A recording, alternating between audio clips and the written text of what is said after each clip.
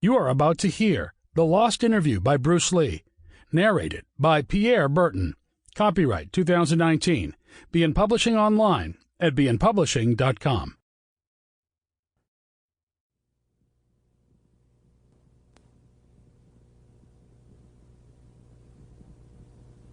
Bruce Lee faces a real dilemma. He's on the verge of stardom in the United States with a projected TV series on the horizon, but he's just achieved superstardom as a film actor here in Hong Kong. So what does he choose, the East or the West?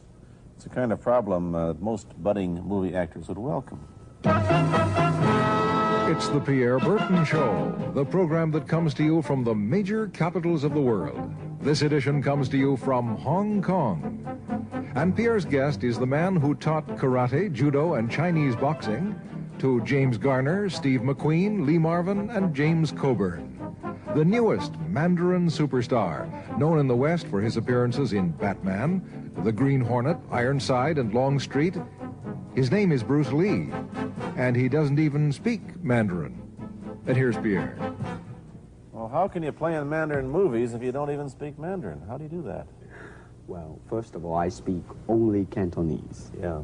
So, I mean, there is quite a difference as far as pronunciation and things like that go. So somebody else's voice is used, right?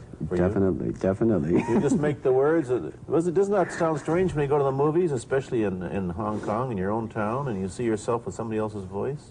Well, not really, you see, because most of the Mandarin pictures done here are dubbed anyway. They're dubbed anyway? Anyway. I mean, disregard. I mean, they shoot without sound.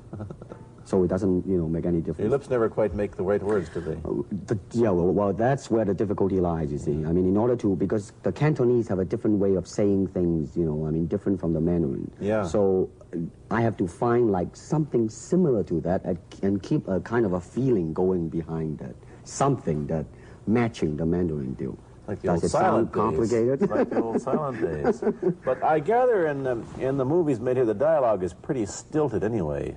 Yeah, I agree with you. I mean, see, to me, a motion picture is motion. Yeah.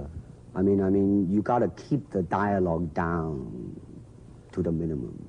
Did you look at many Mandarin movies before you started playing in the first one? Yes. What did you think of them when you saw them?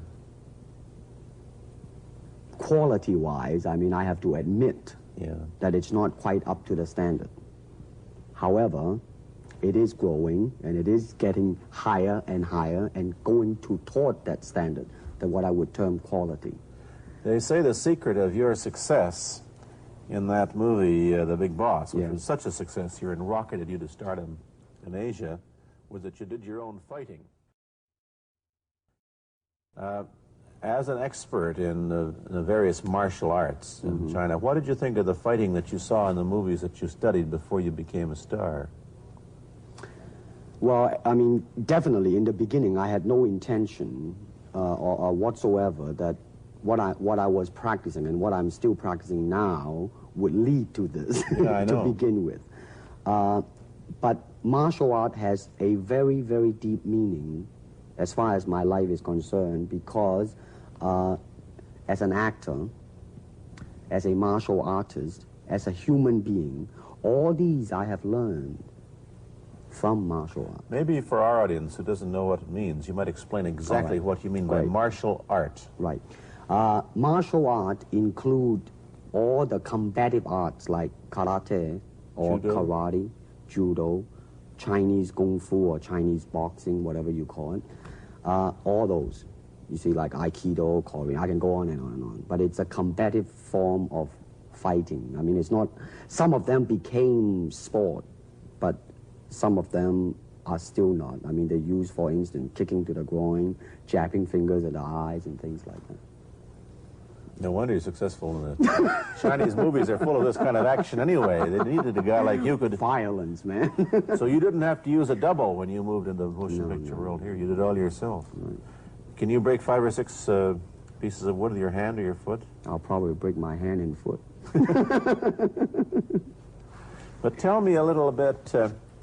you set up a school in Hollywood, didn't you, for people like James Garner and Steve McQueen and the others? Yes. Why would they want to learn Chinese martial art? Because of a movie role? Not really. I mean, most of them, you see, Sample complete.